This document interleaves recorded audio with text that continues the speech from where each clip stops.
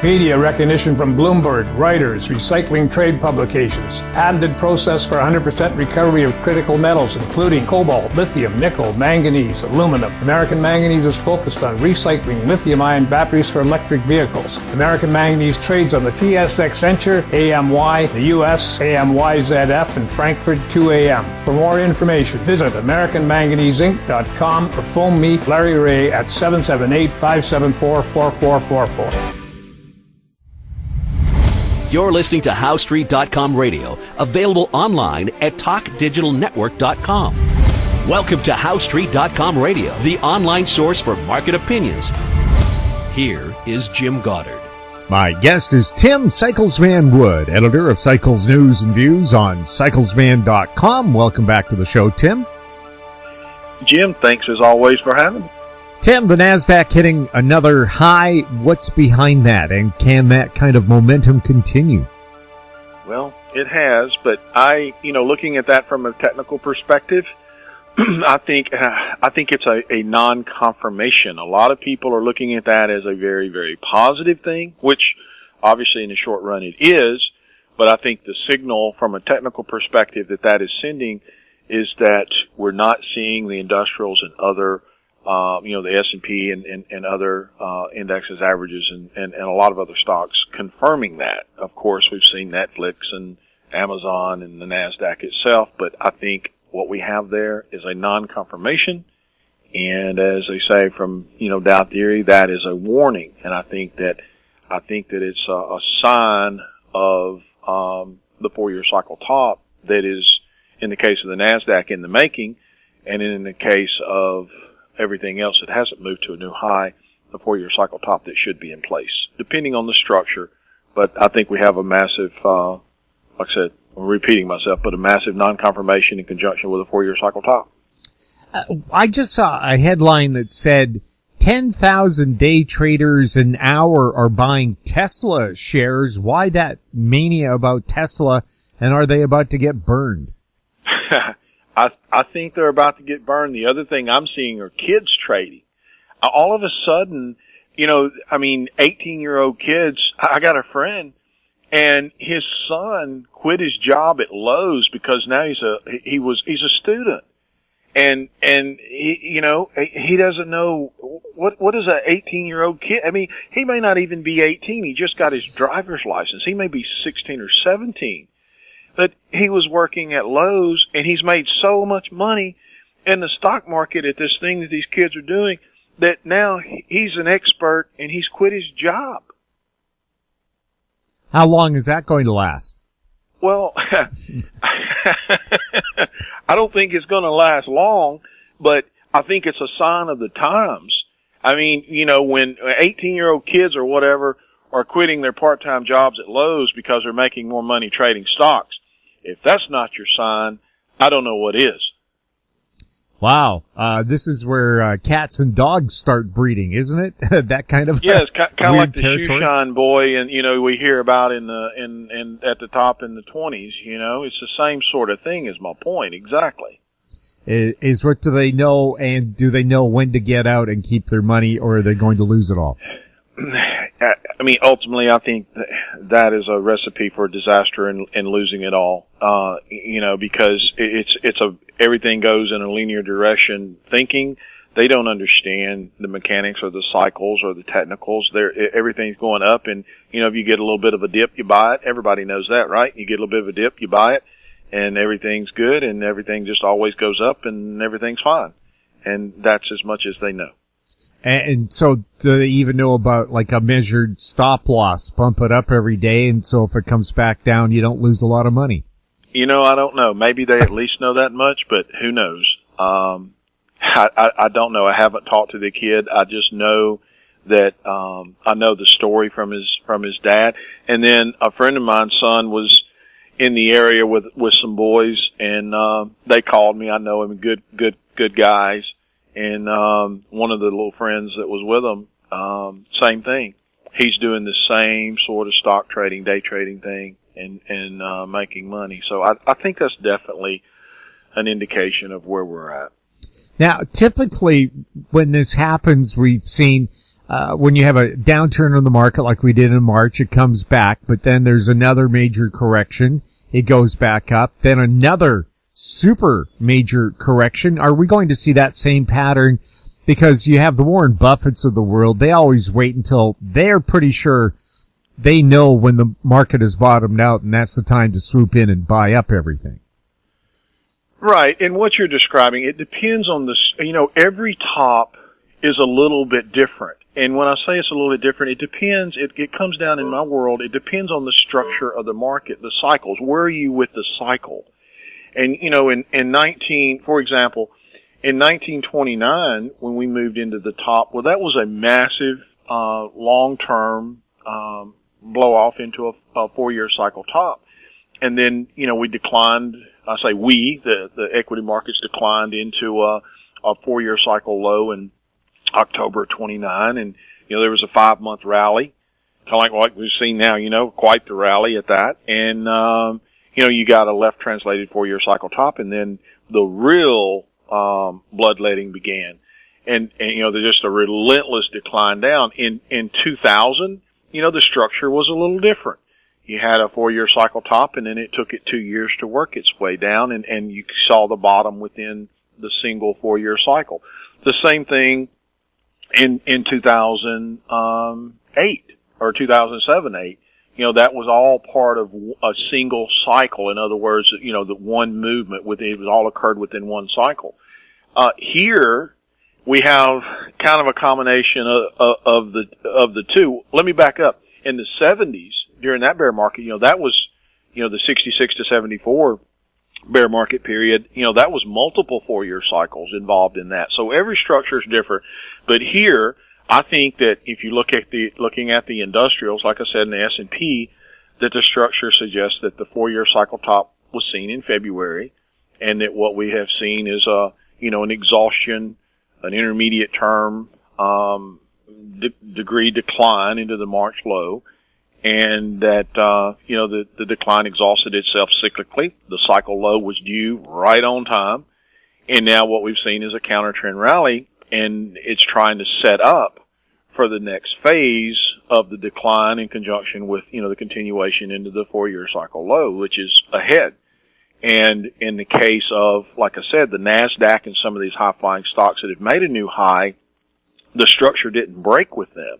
And so they had not made their 4-year cycle top yet. And when I say the structure didn't break, it didn't break in conjunction with the decline into the March low, and therefore that gave it the foundation to move to the new highs that they have. And what we're left with is this non-confirmation, which people are looking at as a positive, where in reality, yes, today it's a positive. If that's, all you can see is that, these handful of stocks are at a new high, but within the proper context, it's a non-confirmation. And, like I said, I think it's a process of setting up for a continuation of, a massive top with the 4-year cycle. We'll have more with Tim Cyclesman Wood right after this. Avon Resources Limited is a gold exploration company with significant projects in British Columbia and the Yukon, trading on the TSX Venture Exchange, symbol ABN, and the OTCQB, symbol ABNAF. Surrounded by world-class gold deposits and mines, Avon's 23,000 hectares Forest Kerr Gold Project is located in the heart of the Golden Triangle in northwestern BC. For more information, visit us at avonresources.com.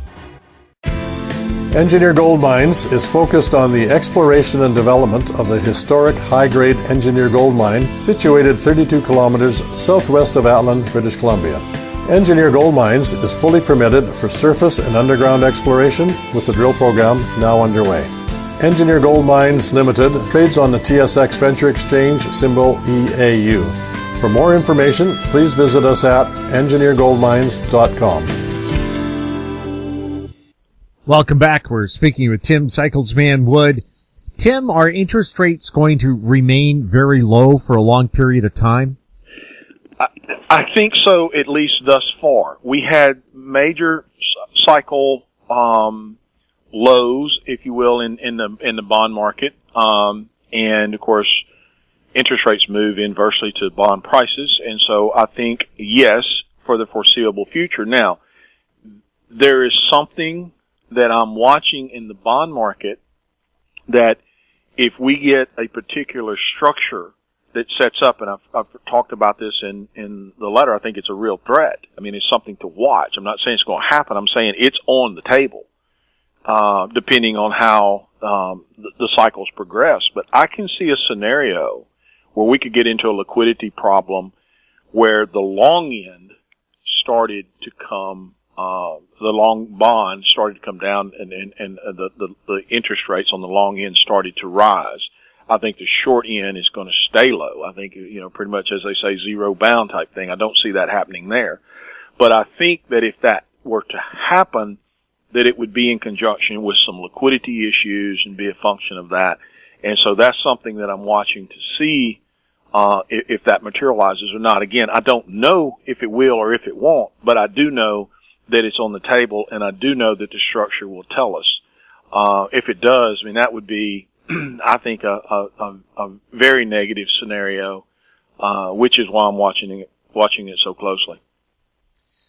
We'll have more with Tim Cyclesman Wood right after this. Cypress Development Corp. is developing a world-class lithium resource in the heart of Clayton Valley, Nevada. The size of the resource makes the Clayton Valley project a premier asset with the potential to impact the future of lithium supply. Cypress Development Corp. trades on the TSX Venture Exchange, symbol CYP, the OTCQB, symbol CYDVF, and on Frankfurt, symbol C1Z1. For more information, please visit our website, cypressdevelopmentcorp.com. Don't miss out. Stay informed. Receive the HowStreet.com weekly recap with thought-provoking podcasts, radio, and articles delivered to your inbox. Sign up for the HowStreet.com weekly recap on our homepage at HowStreet.com. Welcome back. We're speaking with Tim Cyclesman Wood. Tim, are we heading into a recession or a depression? Well, I think we're in a recession. I think we've been in somewhat of a recession, and I think it's going to be a miracle if we don't end up in a depression. But I guess to give a direct answer, I think odds definitely point that direction. And to verify that, or to clarify that, I should say, for new listeners, and again, I covered it back in, I think it was October, November, December. I put a lot of more, I say a lot, I took a lot of the fundamental data and tried to apply, some technicals to it with looking at charts and tying the big picture stuff together and painting the backdrop of the economy and why this was a bubble. And, in looking at that data, the thing that I discovered is that, I've only heard a handful of economists say this because they just won't say it for whatever reason. Maybe they don't know. I don't know. But it is factual, and the ones that do say it, they know exactly what they're talking about. But the post-2009 period was without question the weakest economic recovery since the Great Depression. And when you look at any of the numbers, I mean, you look at, we went through the long list of numbers repeatedly back during that time, and so I guess there's no reason to do that now. But when, collectively, in other words, it's not just singling out, picking and choosing one number. If you look at the employment numbers, the manufacturing numbers, you look at, the boxcar traffic, you look at, all of that data, automotive output production, whatever. It all connects, consumer credit. It all points toward the slowest economy since the Great Depression. So we had enormous, economic issues all along. And if that's not recessionary, I don't know really what it is. Maybe it doesn't technically fit the definition of a recession. I think we certainly are there now, though. And then we had this stock market bubble, overhanging all of those issues. And now that process with that bubble unwinding has begun. And if you will recall, it was the stock market that everybody, politicians and powers that be, whatever talking heads, pointed to try to convince us that everything was okay and it wasn't a bubble and that the economy was fine. But we had all that rot, if you will, underneath the surface. Well, now this thing is cracked, and what we're seeing is, we saw the QE, what number is this? 4, 5, 6? I don't know. I mean, we saw the Fed come to the rescue of the market again. And like I said, we had those cycle lows. They happened to come to the market, come to the rescue of the market in conjunction with those lows. And so now we have this counter trend bounce that's been fueled. And now here we sit with this process of this counter trend bounce and acknowledge again the advance to new highs in the NASDAQ and some select stocks. But we have that rally that is in the process of rolling, I think, as we go into the phase 2 of this thing. And when we go into phase 2 of it, we're seeing the country being locked down again. We're seeing some of those things. Businesses are, it's, I just don't see a recovery on the back of everything that's going on, which is on the back of the worst economic recovery since the Great Depression. So, in addition to all that weak economic data, I'm saying, and the conditions that we're dealing with today, yes, we have this bubble that no one recognizes as a bubble.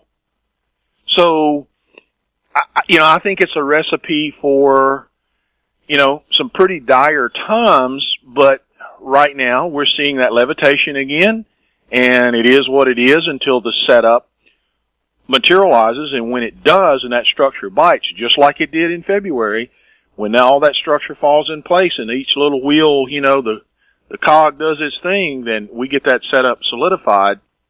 I think we see round 2. And that's what we're watching for in the research letter and short-term updates is that structural indication that we're there. Tim, I know we usually don't talk politics on the show, but depending on who wins the federal election in the U.S. in November, could you see civil unrest, and what would that do to the U.S. dollar and the price of gold? Well, on gold, I differ from a lot of people on that, and let me talk about gold first, and we'll come back to the politics and my thinking there. But on gold, yes, it's no question. It's been a holdout. But there's also, and I've said this in pretty much every interview we've done lately, there's also no question that we have all these indications of a major top. And we have none of that data has been negated. You can't just throw it out this time and say, okay, well, all that stuff doesn't work. It, no longer applicable. This doesn't prove anything other than the extremity of the move.